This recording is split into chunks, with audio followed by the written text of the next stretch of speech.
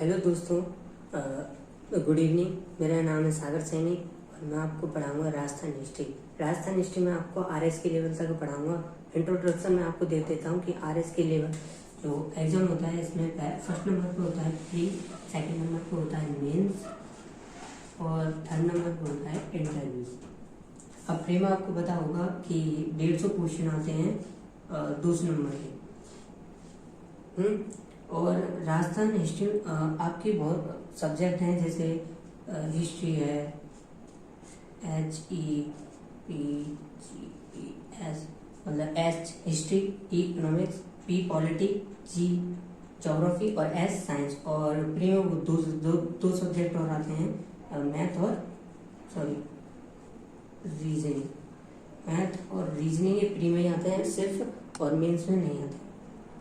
First of all हम बात करते हैं जो आरपीएससी जो संस्था होती है, वो उसने कहा था कि हम जो हिस्ट्री राजस्थान के पोर्शन से पूछेंगे 25% हम राजस्थान से पूछेंगे, 25% क्वेश्चन राजस्थान से पूछेंगे। और उसने कहा था कि हम बीए तक के क्वेश्चन पूछेंगे। अब लेकिन ये बात तो ठीक तो है नहीं है, सही तो कहीं नहीं है, क्योंकि वो बीए के अलावा भी पूछते हैं। बीए के अलावा पूछने के कारण ये कोचिंग संस्था चल रही है। अगर जो संस्था पूछे और हमको जो पढ़ाया जाए अगर वो सेम हो जाए तो कोचिंग का जो शुरू हो रही है ये सभी बंद हो जाएंगे। अब बहुत सारी सब्जेक्ट होती हैं, जैसे ये और कुछ, जैसे पकड़ होती है और इथिक्स होती है और कुछ 6 छोटे छोटे सब्जेक्ट होते हैं 20 नंबर के, जैसे स्पोर्ट्स हो गए और साइकोलॉजी हो गया और सोशोलॉजी हो गया, बिजनेस मैनेजमेंट हो गया, लॉ हो गई, बिहेवियर हो गया। ये सारी 120 नंबर की। अब हुआ क्या था, मैं आपको एक कैसे बताऊँ। जब प्री का एग्जाम था तो मैंने दिया था, नहीं मेरी बीए चल रही थी, तो मेरे दोस्त ने दिया था। पूछने की जिज्ञासा होती है कि आपके कितना है, तो मैंने भी पूछा था कि मैंने पूछा था कि आपके कितने हैं, तो कल किसी दोस्त ने बताया था कि मेरे 90 आए। उस समय जो कट ऑफ गई थी वो गई थी 84। अब मैंने पूछा था किसी की 90, किसी के 95, किसी के 89। तो एक ऐसे दोस्त मिला था, उसने कहा था कि मेरे आ रहे 132। मैं चौंक गया, भाई 132। मैंने कि मैं ही मिला सुबह उल्लू बनाने के, नहीं मिला भाई उसके 132 में। भाई चौंक गया पूरी तरह। और फिर 132 मैंने की ठीक है, फिर मेंस की तैयारी करो। ऐसे एक हमारे ग्रुप में लड़की हुई थी जिसका नाम था प्रिया, और उसने क्या था, उसका मेंस दिया हुआ था। तो उसने बताया था कि मैंने मेंस दिया लेकिन ठीक नहीं हुआ था हमारा। मैंने की किया तो मैंने सारा है, लेकिन ऐसे अंदर से कॉन्फिडेंस, मैंने की हो जाएगा, ठीक है, बढ़िया है। फिर मैंने पूछ लिया कि आपके प्री में कितने हैं, उसने बताया था 128। मैं भी ये देख के जब चौंका, नहीं वैसे तो ठीक है 128 आए थे, लेकिन उसने कहा था कि जब ये एग्जाम था तो मेरे साथ कोरोना भी हो गया, कोविड भी हो गई, मेरे घर वाले भी बीमार हो गए, मैं सब वहीं रहने लगी और शहर आने का मौका ही नहीं मिला, पढ़ने का मौका। मैंने कि तब 128, मैंने कि आपने ऐसे कैसे किया। तो तब उन्होंने बताया कि मैंने बीएससी किया और बीएससी में मैंने साइंस, मैथ, रीजनिंग और साइंस में मेरे सभी क्वेश्चन ठीक थे। मुझे पता था इनमें से कोई गलती नहीं होगा। तो और थोड़ा बहुत तो history, polity, economics, geography, science और ये थोड़ा मैंने और देख ली। तो इससे ये पता चलता है जिसको मैथ, रीजनिंग आती है वो आराम से इस प्री एग्जाम को क्वालिफाई कर लेता है। लेकिन एक एग्जाम्पल और देता हूँ, जिसका अभी मैंने बताया था 132 नंबर आए थे उस लड़के का। तो उस लड़के ने क्या किया, मैथ और रीजनिंग पढ़ के ही नहीं गया, उसने सिर्फ ये जो सब्जेक्ट है ना, ये वाले करके गया था और उसके 132 आ गए। मतलब इससे ये पता चला कि अगर कोई मैथ रीजनिंग करके भी नहीं आता है तो भी उसका सिलेक्शन, अगर कोई मैथ रीजनिंग करके आता है तो भी उसका सिलेक्शन। अब इसमें डिफरेंस क्या है कि अगर आप मैथ रीजनिंग करते हो तो इसमें क्या होता है कि आप जो इनपुट है वो इनपुट कम लगता है लेकिन आउटपुट ज्यादा हो जाता है और मेहनत भी कम करनी पड़ती है। तो इस प्रकार अब हम पढ़ते हैं राजस्थान के इतिहास।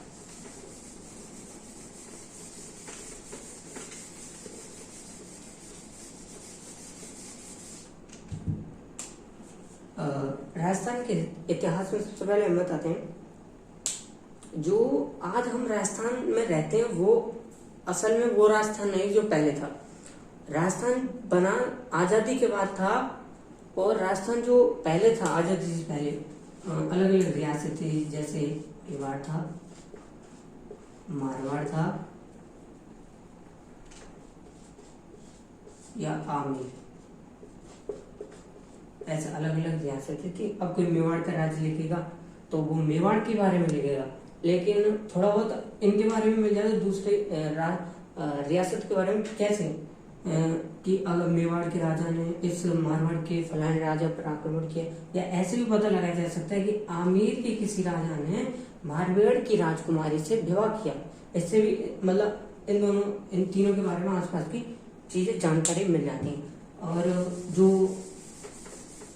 ये राजस्थान है, तो सबसे पहले जो मुगल का हमारे ऊपर राज था, तो जो मुगल का राज कमजोर हुआ तो हमारे यहाँ पर राज करने लगे मराठा। फिर इनको हटाकर आए थे अंग्रेज। अब अंग्रेज आए थे तो हमने मतलब क्या किया है, एक तो था जो कि जहाँ पर ब्रिटिश इंडिया, जहाँ पर अंग्रेजों का शासन था, और ये पोर्शन था जिसमें अंग्रेजों का शासन नहीं था, राजा महाराजाओं का शासन था। उसी प्रकार से हमने हमारे ऊपर अंग्रेजों का ठीक तरह से बिल्कुल शासन नहीं था। हमने उनसे संधि के माध्यम से संबंध बनाए थे, मतलब ऐसा कुछ क्रिएटिविटी की थी। तो जब मराठा हमारे यहाँ लूटपाट अत्याचार कर रहे, उन्होंने गांव को लूटना शुरू किया, महिलाओं पर अत्याचार करना शुरू किया। तो फिर हमने तंग आकर फिर अंग्रेजों ने मराठा के बीच लड़ाई हो रही थी, तो अंग्रेजों ने पूछा कि राजस्थान के राजा से कि आप किसकी साइड हो। हमने तुरंत कहा कि हम आपके साथ हैं। मैंने कि क्यों, मराठा तो आपके देश से ही। मैंने कि ये बावड़े हमें रोजाना लूटते हैं, आते हैं रात को, हमें हमारे गांव को उजाड़ देते हैं, हम उनका साथ क्यों दें, हमने इनसे बहुत परेशान है। तो हमने अंग्रेजों के जो राजस्थान के राजाओं ने अंग्रेजों से संधि कर ली। अब बात तो ठीक है, अंग्रेजों से संधि कर ली। अब जो राजस्थान में जो अंग्रेजों का जो क्वार्टर था जहाँ पर वो रहते थे, वो था कलकत्ता, सॉरी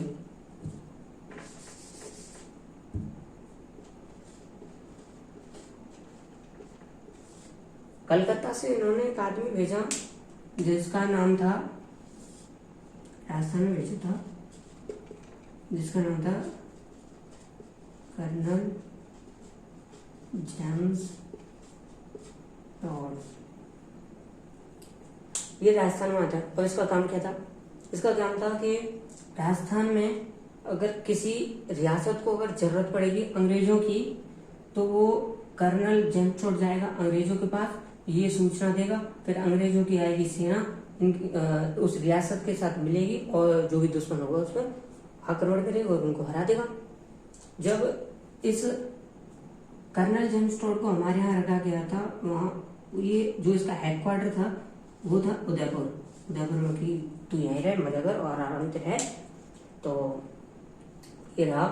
अब इसको क्या है, यहाँ रहते रहते कि हमारे राजस्थान के लोगों से मिला, और उन्होंने स्टोरी अलग अलग प्रकार की स्टोरी सुनी, तो उनको इसको बहुत मजा आने लगा।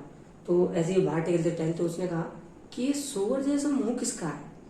तो उसने कहा, तो वहाँ के लोगों ने कहा ऐसा नहीं बोलते, ये विष्णु भगवान के अलग अलग अवतार होते हैं, जैसे मत्स्य का होता है या नरसिंह अवतार होता है, ऐसे अलग अलग प्रकार के वरा अवतार, अलग अलग प्रकार के अवतार लिए तो उनको अलग अलग मंदिर थे, ये मंदिर, ऐसे अलग अलग प्रकार के मंदिर। तो उसने ऐसे फिर एक मूर्ति उसने ऐसे देखी जो टूटी हुई थी, तो उसने पूछा कि ये भाई मूर्ति टूटी हुई क्यों है। तो उन्होंने कहा कि कुछ दुश्मन लोग आए थे, तुर्क आए थे, तो उन्होंने आक्रमण किया, यहाँ की जो मंदिर की मूर्तियां थी उनको तोड़ने का प्रयास किया। तो हमारे यहाँ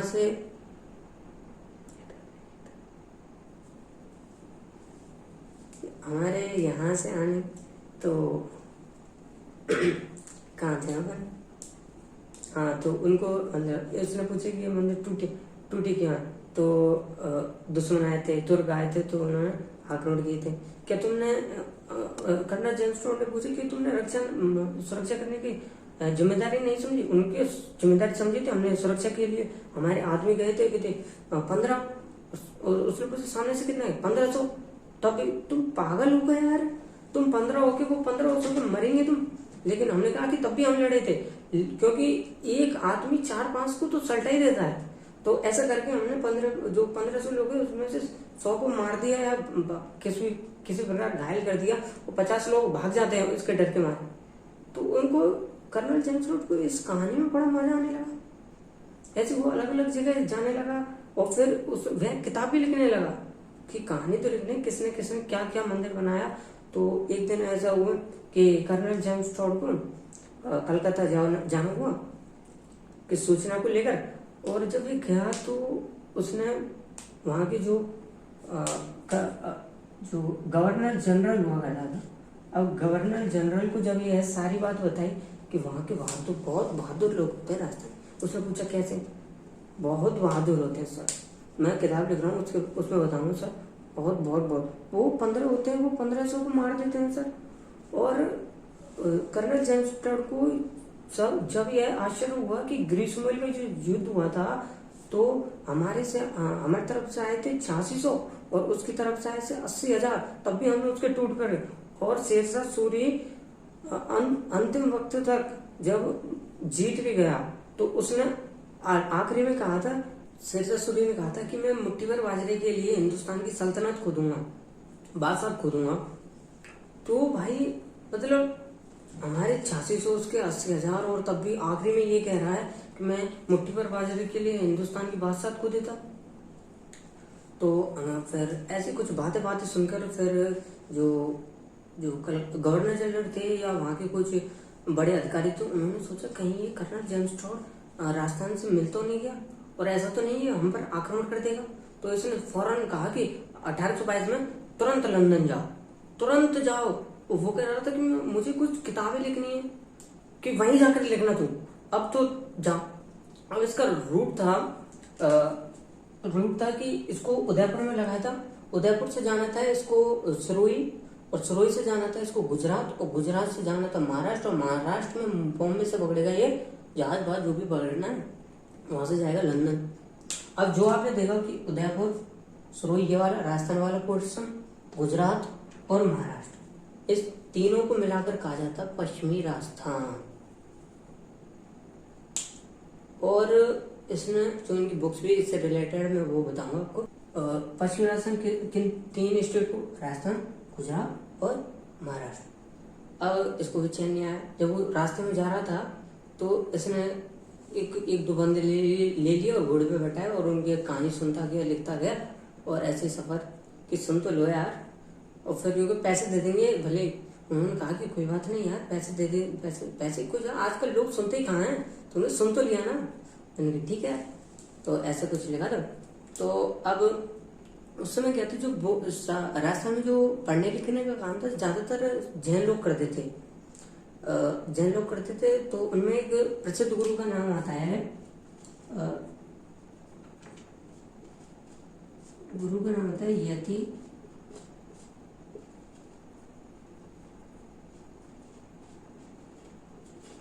ज्ञानचंद। प्रसिद्ध गुरु का नाम है यति ज्ञानचंद। और फिर कर्नल जेम्स टॉड ने क्या थी, कुछ बुक्स लिखी थी, मतलब बताऊंगा याद खुद ही हो जाएगा, खुद ही। एक चीज मैं आपको बताता हूँ, जो इतिहास होता है 2 तरीके से देखा जा सकता है। एक तो वो इतिहास जो कि किताबों से लिया जाए, और एक वो इतिहास जो कि मंदिरों से लिया जाए, मंदिरों से जो देख के जो इतिहास लिखा जाए। तो इन्होंने जो वो था ना, किताबों से देखकर जो इतिहास लिखा जाए उसे कहते हैं एनाल्स। एंड और जो मंदिरों से देखकर लिखा जाए उसे कहते हैं एंटीक्विटी। एंटीक्विटीज। तो एनाल्स का मतलब इतिहास होता है, कौन सा वाला इतिहास जो किताबों से देखकर लिखा जाता है। और जो एंटीक्विटी का अगर मतलब देखें तो इसका मतलब होता है पुराना। एंटीक्विटी नाम से एक शराब भी आती है, पुरानी पुरानी जो चीज होती है ना वो मजेदार होती है, तो एंटीक्विटी नाम से शराब भी आती है। Annals and antiquity of Rajasthan. और उसने क्या था, जब 1822 से जब इसे लंदन भेजा गया तो ऐसे बहुत दुखी हुआ था, तो उसने अपने दोस्त को लिखा था, लेटर लिखा था। अब उस लेटर को हमको पढ़ना चाहिए, क्योंकि उस लेटर में कहा था कि मेरे दोस्त, मैं तुमको बताऊंगा कि राजस्थान के जो लोग हैं कितने वीर हैं। मैं बताऊंगा कि राजस्थान के जो लोग जो यूरोप में आज तक हुए तक नहीं, वो गांव गांव में यहाँ हो गए। गायों को बचाने के लिए यहाँ के लोग मर मिट जाते हैं।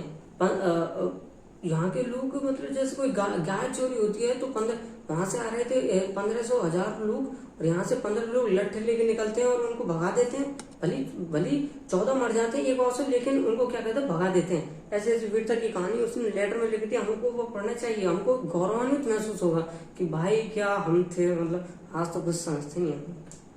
तो अब जब इसने राजस्थान लिखा था तो लोगों ने पूछा भाई क्या है राजस्थान, राजस्थान को क्या मतलब है क्या? तो राजस्थान को डिफाइन करने के लिए इसने बताया कि राजस्थान है क्या।